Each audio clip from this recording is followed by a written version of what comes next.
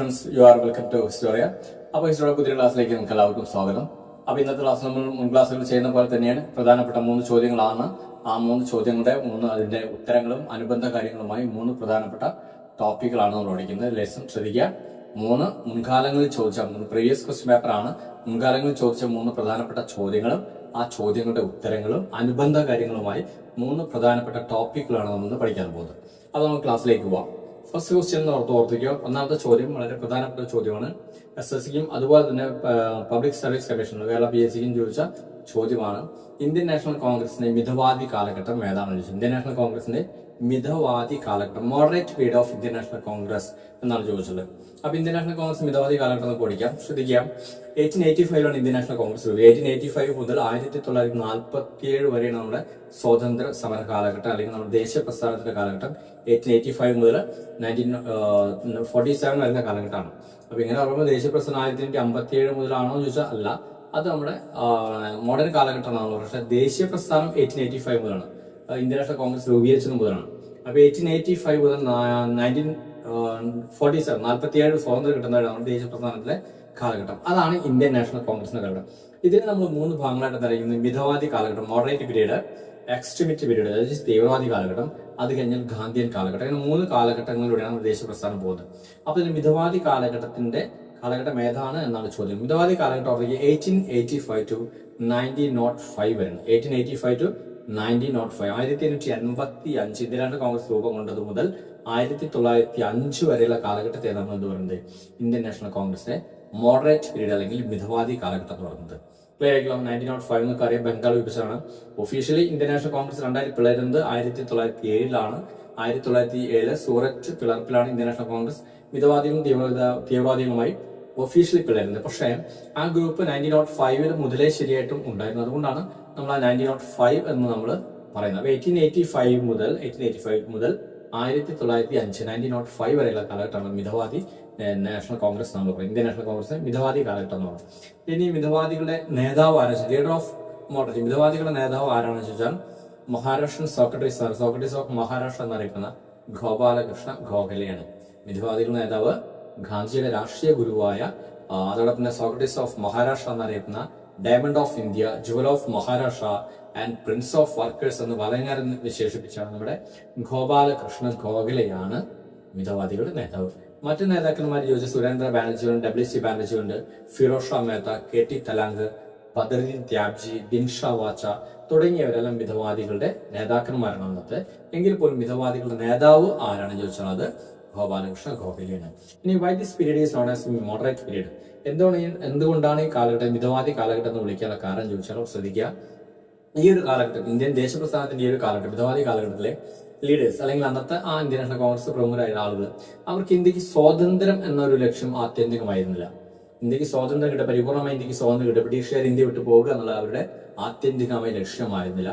അതേസമയം ബ്രിട്ടീഷുകാർ ഇന്ത്യ ഭരിക്കട്ടെ, അതിനുള്ള ചില പ്രിവിലേജുകൾ മാത്രമായിരുന്നു ഇവിടെ ലക്ഷ്യം. അതുകൊണ്ട് തന്നെ ബ്രിട്ടീഷുകാർക്കെതിരെയുള്ള സമരങ്ങളെല്ലാം വളരെ മിതമായ സമരങ്ങളായിരുന്നു. അതുകൊണ്ടാണ് ഈ കാലഘട്ടത്തെ മിതവാദി കാലഘട്ടം എന്ന് വിളിക്കുന്നത്. എന്നുവെച്ചാൽ ബ്രിട്ടീഷുകാർക്കെതിരെ സമരങ്ങൾ വളരെ മിതമായിരുന്നു. അതിനെ പലപ്പോഴും പറയാം കോൺസ്റ്റിറ്റ്യൂഷണൽ അജിറ്റേഷൻ എന്നൊക്കെ പറയുന്നത്. കോൺസ്റ്റിറ്റ്യൂഷണൽ അജിറ്റേഷൻ, ഭരണഘടനാനുസൃതമായ പ്രക്ഷോഭങ്ങൾ വെച്ചാൽ വളരെ മിതമായിട്ട് ബ്രിട്ടീഷുകാർ പറയുന്ന റൂൾസുകളും റെഗുലേഷൻസ് എന്താണോ അതിൽ നിന്നുകൊണ്ട് മാത്രമുള്ള സമരങ്ങളും പ്രക്ഷോഭങ്ങളും വരുന്നത്. അതുകൊണ്ടാണ് ഇതിനെ കോൺസ്റ്റിറ്റ്യൂഷണൽ അജിറ്റേഷൻ എന്ന് പറഞ്ഞത്.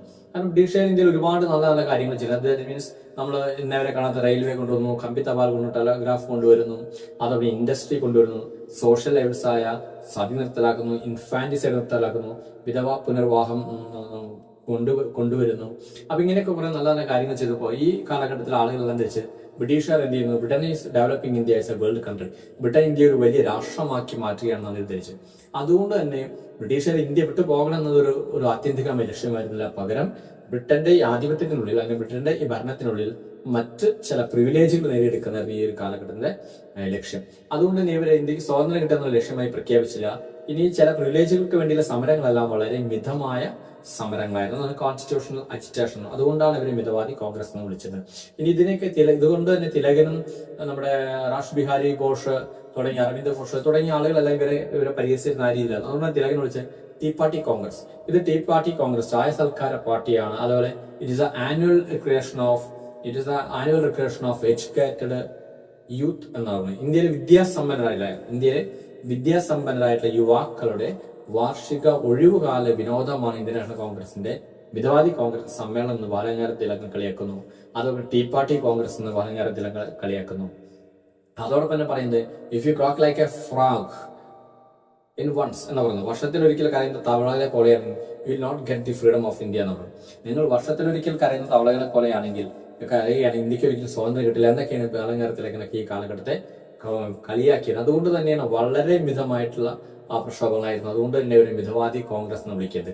ഇനി ഒന്നും ഇവർ ഫൈറ്റ് ചെയ്തു വാങ്ങി. ഇവിടെ ആ സമരത്തിന്റെ രീതികൾ തന്നെ അങ്ങനെയായിരുന്നു. പെറ്റീഷൻ, പ്രയർ ആൻഡ് പ്രൊട്ടസ്റ്റ് എന്ന രീതിയിൽ. പെറ്റീഷൻ, പ്രയർ ആൻഡ് പ്രൊട്ടസ്റ്റ് എന്ന് വെച്ചാൽ ആദ്യം നിവേദനം കൊടുക്കും, അതിനുശേഷം പ്രാർത്ഥിക്കും, അതിനുശേഷം മാത്രം പ്രക്ഷോഭം എന്ന രീതിയായിരുന്നു. അതുകൊണ്ട് തന്നെയാണ് അരവിന്ദ് ഘോഷ് എന്ത് വിളിച്ചത്, അരവിന്ദ് ഘോഷ് മിതവാദി കാലഘട്ടത്തിൽ വിളിച്ചത് ബെഗേഴ്സ് ഓർഗനൈസേഷൻ എന്നാണ്. എന്താ വെച്ചാൽ ബെഗേഴ്സ് ഓർഗനൈസേഷൻ, യാചകരുടെ പ്രസ്ഥാനം. ഒന്നും ഇവർ ഫൈറ്റ് ചെയ്തിട്ടല്ല വാങ്ങി, ഇതെല്ലാം യാചിച്ച വാങ്ങി. അതുകൊണ്ടാണ് ബെഗേഴ്സ് ഓർഗനൈസേഷൻ എന്ന കാര്യം വിളിച്ചത് നമ്മുടെ അരവിന്ദ് ഘോഷ് മിതവാദി കാലഘട്ടത്തെ വിളിച്ചത്. പേരെങ്കിലും അപ്പൊ ഈ കാലങ്ങളൊക്കെ കൊണ്ടാണ് ഈ കാലഘട്ടം നമ്മൾ എന്ത് വിളിക്കുന്നത്, മിതവാദി കാലഘട്ടം എന്ന് വിളിക്കുന്നത്. അപ്പൊ ആ കാലഘട്ടത്തിൽ മറക്കണ്ട 1885 to 1905 ആണ്. പ്രധാനപ്പെട്ട ലീഡേഴ്സ് നമ്മൾ പറഞ്ഞു.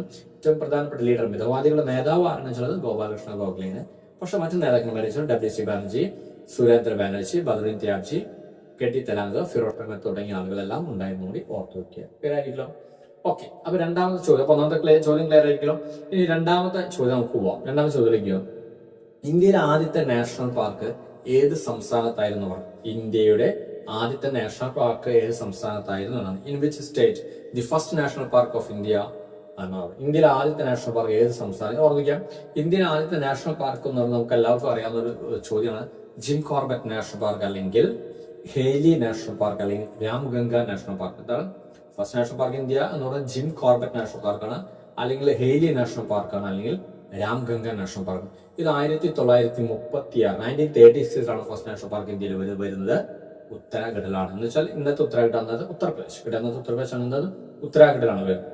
ആദ്യം ഉത്തർപ്രദേശാണ്, ഇപ്പൊ അത് ഉത്തരാഖണ്ഡാണ്. അപ്പൊ ഉത്തരാഖണ്ഡിലാണ് 1936 ഈ നാഷണൽ പാർക്ക് വരുന്നത്. ജിം കോർബറ്റ് നാഷണൽ പാർക്ക്, അല്ലെങ്കിൽ ഹേലി നാഷണൽ പാർക്ക്, അല്ലെങ്കിൽ രാംഗംഗ നാഷണൽ പാർക്ക്. അപ്പൊ രാംഗംഗ എന്ന പേര് വരാൻ തന്നെ ഒരു ചോദ്യം അങ്ങനെ ഉണ്ട്. The first national park of India gym Corbett national park is located on the banks of which river? ഏത് നദിയുടെ തീരത്താണ് ഈ നാഷണൽ പാർക്ക് എന്ന് ചോദ്യം വന്നിട്ടുണ്ട്. അങ്ങനെ ചോദ്യം എന്റെ ആൻസർ വരുന്നത് ഗംഗയുടെ ഒരു ട്രിബ്യൂട്ടറി ആയ രാംഗംഗ നദിയുടെ തീരത്താണ്. അതുകൊണ്ടാണ് ഈ നാഷണൽ പാർക്കിന് രാംഗംഗ നാഷണൽ പാർക്ക് എന്ന പേര് കൂടി വരുന്നത്. മറക്കണ്ട, Jim Corbett national park, Hailey national park, അല്ലെങ്കിൽ Ramganga national park. Is first national park founded in 1936. It is located on the banks of Ramganga River, which is a tributary of Ganga എന്നും കൂടി പഠിച്ചു. Clear ആയിരിക്കുമല്ലോ. അപ്പോൾ ഉത്തരാഖണ്ഡിലാണ് ഓർത്തിക്കുക.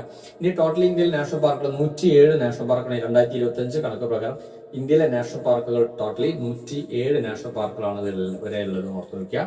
അപ്പോൾ അതിൽ ആദ്യത്താണ് ജിം കോർബറ്റ്. ഏറ്റവും വലിയ നാഷണൽ പാർക്ക് എന്ന് അറിയപ്പെടുന്നത് ഹെമിസ് നാഷണൽ പാർക്കാണ്. ഹെമിസ് നാഷണൽ പാർക്ക് ജമ്മു കാശ്മീർ, അതാണ് ഇന്ത്യയിലെ ഏറ്റവും വലിയ നാഷണൽ പാർക്ക്. ഏറ്റവും ചെറുതുകൊണ്ട് South Button national park. South Button national park എന്നത് ആൻഡമാൻ നിക്കോബാർ, അതാണ് ഏറ്റവും ചെറിയ നാഷണൽ പാർക്ക് എന്ന് പറയുന്നത്. ഇനി നാഷണൽ പാർക്കുകൾ ഏറ്റവും കൂടുതൽ സംസ്ഥാനം ചോദിച്ചാൽ അത് മധ്യപ്രദേശാണ്. നാഷണൽ പാർക്കുകൾ ഏറ്റവും കൂടുതൽ സംസ്ഥാനം ചോദിച്ചാൽ അത് മധ്യപ്രദേശാണ് നോക്കുക. അതേസമയം വന്യജീവി സങ്കേതങ്ങൾ, വൈൽഡ് ലൈഫ് സാങ്ച്വറീസ്, വന്യജീവി സങ്കേതങ്ങൾ ഏറ്റവും കൂടുതൽ ചോദിച്ചത് മഹാരാഷ്ട്രയാണ് കാര്യം കൂടി ഓർത്തു വയ്ക്കുക. ക്ലിയർ ആയില്ലോ. അപ്പൊ രണ്ടാമത്തെ ചോദ്യം എന്നത് നാഷണൽ പാർക്കുമായി ബന്ധപ്പെട്ടാണ്. അപ്പൊ ആദ്യത്തെ നാഷണൽ പാർക്കും ഏറ്റവും വലുത്, ഏറ്റവും ചെറുത്. പിന്നെ ഇതിനോട് ബന്ധപ്പെട്ട് പ്രധാനപ്പെട്ട കുറെ നാഷണൽ പാർക്കുകൾ, അതൊക്കെ ഒന്ന് പഠിച്ചു വയ്ക്കുക. പർട്ടിക്കുലർ നാഷണൽ പാർക്കുകളും എനിമൽസും ചോദ്യങ്ങൾ വരാറുണ്ട്. ഫോർ എക്സാമ്പിൾ ഇപ്പോൾ ഹെമിസ് നാഷണൽ പാർക്ക് ഏത് എനിമൽസാണ് പ്രൊട്ടക്ഷൻ കൊടുക്കുന്നത്? നമുക്ക് സ്നോ ലെപ്പേഡിനാണ്. അല്ലെങ്കിൽ കൻഹാൻ നാഷണൽ പാർക്ക്, അല്ലെങ്കിൽ Nandankanan national park is popular for which animal? അപ്പൊ നമ്മൾ പറയുന്നത് വൈറ്റ് ടൈഗർ എന്നൊക്കെ പറയും. അപ്പൊ നാഷണൽ പാർക്കുകളും പർട്ടിക്കുലർ എനിമൽസും ഉണ്ട്. ഈ ഒരു ടോപ്പിക് നമ്മൾ വീഡിയോസ് ആയിട്ടുണ്ട്. കാണാത്തവരുണ്ടെങ്കിൽ ആ ടോപ്പിക് കണ്ടാൽ നമുക്ക് ആ വീഡിയോസ് കണ്ടാൽ ഈ ടോപ്പിക് കിട്ടും. നാഷണൽ പാർക്ക് പ്ലസ് എനിമൽസ് എന്നുള്ള ഒരു ടോപ്പിക് കിട്ടും. ക്ലിയർ ആയല്ലോ. അപ്പൊ രണ്ടാമത്തെ ക്വസ്റ്റ്യൻ കഴിഞ്ഞു, ജോഗ്രഫി. ഇനി നമുക്ക് മൂന്നാമത്തെ ക്വസ്റ്റ്യനിലേക്ക് ആവും. തേർഡ് ക്വസ്റ്റ്യൻ ഓർക്കുക. National waterway second is passing through which river എന്നാണ്. നമ്മുടെ NW സെക്കൻഡ്, നമുക്കറിയാം നാഷണൽ വാട്ടർവേസ് 6 NW1 ഉണ്ട്, NW സെക്കൻഡ് ഉണ്ട്, NW തേർഡ് ഉണ്ട്, NW fourth, fifth and six ആണ്. അപ്പൊ NW സെക്കൻഡ് ഏത് നദിയിലൂടെ കടന്നു പോകുന്നു എന്നാണ് ചോദ്യം. അപ്പൊ NW സെക്കൻഡ് എന്ന് പറഞ്ഞാൽ നമുക്കറിയാം സാദിയ ടു ധൂബ്രി വരെയാണ്. സാദിയ മുതൽ ധൂബ്രി വരെയാണ് വരുന്നത്. ഇത് കടന്നു പോകുന്നത് ബ്രഹ്മപുത്ര നദിയിലൂടെയാണ്. ബ്രഹ്മപുത്ര നദിയിലൂടെ NW സെക്കൻഡ് പോകുന്നത് ആസാമിലൂടെ തന്നെയാണ് ഓർക്കുക. അപ്പോൾ ടോട്ടലി നാഷണൽ വാട്ടർവേസ് 6 അതിൽ NW സെക്കൻഡാണ് ചോദിച്ചത്. NW സെക്കൻഡ് ചോദിച്ചിട്ടുണ്ട്. അപ്പൊ ഒന്നും മറക്കരുത്. സാദിയ ആസാം 2 പ്ലേസും സാദിയാണ്, 2 പ്ലേസും ആസാമിലാണ് വരുന്നത്. സാദിയ ടു ധൂബ്രിയാണ്, സാദിയ ടു ധൂബ്രി. ഈ 2 പ്ലേസുകളും ഇത് ആസാമിലാണ്. നദി ഏതാണ്? ബ്രഹ്മപുത്ര നദിയിലെ. ഇതോടൊപ്പം NW1 ഉണ്ട്, 3, 3, 4 ഒക്കെ പഠിക്കാം. നമ്മൾ വേറെ ടോപ്പിക്കിൽ എടുത്തെങ്കിലും പറയാം. NW1 പറഞ്ഞത് അലഹാബാദ് ടു ഹാൽഡിയ വരുന്നത്, അത് വരുന്നത് ഗംഗ നദിയിലൂടെയാണ് എന്ന് ഓർത്തിരിക്കുക. ആ 4 സ്റ്റേറ്റിലൂടെ കടന്നു പോകുന്നത്. അതാണ് ഇന്ത്യയിലെ ഏറ്റവും വലിയ നാഷണൽ വാട്ടർവേസ് എന്ന് പറയുന്നത്. NW1 ആണ്. അലഹാബാദ് മുതൽ ഹാൽഡിയ വരെയാണ്, വെസ്റ്റ് ബംഗാൾ ഹാൽഡിയ മുതൽ വരെയാണ്. 4 സ്റ്റേറ്റിലൂടെ കടന്നു പോകും ഗംഗാ നദിയിലൂടെ. NW സെക്കൻഡ് ആണ് സാദിയ ടു ധൂബ്രി ബ്രഹ്മപുത്ര നദി ആസാം. NW3 എന്ന് പറയുന്നത് നമ്മുടെ കേരളത്തിലുള്ള ഒരേ ഒരു നാഷണൽ വാട്ടർവേസ് ആണ്. NW3 കൊല്ലം മുതൽ കോട്ടപ്പുറം വരെയാണ്. അത് ചമ്പക് കനാലാണ്, ഉദ്യോഗമണ്ഡല കനാൽ അല്ലെങ്കിൽ വെസ്റ്റ് കോസ്റ്റ് കനാൽ. ഈ 3 ആർട്ടിഫിഷ്യൽ കനാലുകളെ ലിങ്ക് ചെയ്തുകൊണ്ടാണ് ഈ NW3 വരുന്നത് കേരളത്തിലെ ഒരേ നാഷണൽ വാട്ടർവേസ് ഉണ്ട്. ഞാൻ അത് കഴിഞ്ഞാൽ പിന്നെ NW4 ഉണ്ട്. NW4 എന്ന് പറയുന്നത് കാക്കിനാട് ടു പുതുച്ചേരി. കാക്കിനാട് ടു പുതുച്ചേരി ആന്ധ്രാപ്രദേശിനും തമിഴ്നാടിനെ ബന്ധപ്പെടുത്തുന്നതാണ്. കാക്കിനാട് ആന്ധ്രാപ്രദേശിലാണ്, പുതുച്ചേരി എന്ന തമിഴ്നാട്. അവർ രണ്ടിനും ബന്ധപ്പെടുത്തിയിരുന്നത് കൃഷ്ണ ആൻഡ് ഗോദാവരി. 2 നദികളുടെയാണ് NW4 പോകുന്നത്.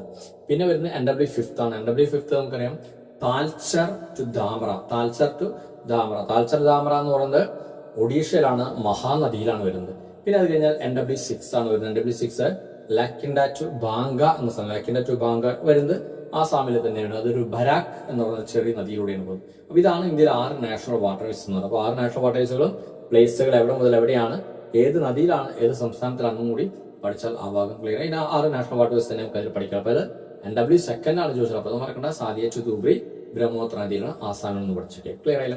ഈ പറഞ്ഞ ഇതാണ് നമ്മുടെ 3ാമത്തെ ക്വസ്റ്റൻ. ഇതിന്റെ എല്ലാം നോട്ട്സ് നമ്മുടെ വീഡിയോ ക്ലാസ്സിന്റെ ഏറ്റവും ബാക്കിൽ നോട്ട്സ് ഡീറ്റെയിൽസ് ആയിട്ട് കൊടുക്കുന്നുണ്ട്. അപ്പോൾ അത് നോക്കി നിങ്ങൾക്ക് നോട്ട്സ് എഴുതുകയോ അത് വെച്ച് പഠിക്കുകയോ ഒക്കെ ചെയ്യാം. സോ ക്ലിയർ അല്ലേ? ഇതാണ് ഇന്നത്തെ നമ്മുടെ ക്ലാസ്സിലെ 3 ടോപ്പിക്കുകൾ. അപ്പോൾ 1 നാഷണൽ വാട്ടർവേസ് പഠിച്ചു, 2 ഇന്ത്യൻ നാഷണൽ പാർക്കുകൾ, 3ാമത്തെ നമ്മൾ ഇന്ത്യൻ നാഷണൽ കോൺഗ്രസ് മിതവാദി കാലഘട്ടം. ഈ 3 ടോപ്പിക്കുകളാണ് നമ്മൾ ഇന്നത്തെ ക്ലാസ്സിൽ പഠിച്ചത്. അപ്പം ഇനി ഇതുമായി ബന്ധപ്പെട്ട് നിങ്ങൾക്ക് എന്തെങ്കിലും കാര്യങ്ങളുണ്ടെങ്കിൽ, ഡൗട്ടുള്ള മറ്റു കാര്യങ്ങളുണ്ടെങ്കിൽ കമന്റ് ബോക്സിൽ കമന്റ് ചെയ്യുക, അല്ലെങ്കിൽ 9846298093 എന്ന നമ്പറിൽ കമന്റ് ചെയ്ത് വേണ്ട നിർദ്ദേശങ്ങൾ ഗൈഡൻസ് നിങ്ങൾക്ക് നൽകാവുന്നതാണ്. സോ അടുത്ത ക്ലാസ്സിൽ വീണ്ടും കണ്ടുമുട്ടാൻ നല്ല ടോപ്പിക്കുമായി. അത് എല്ലാവർക്കും ബൈ.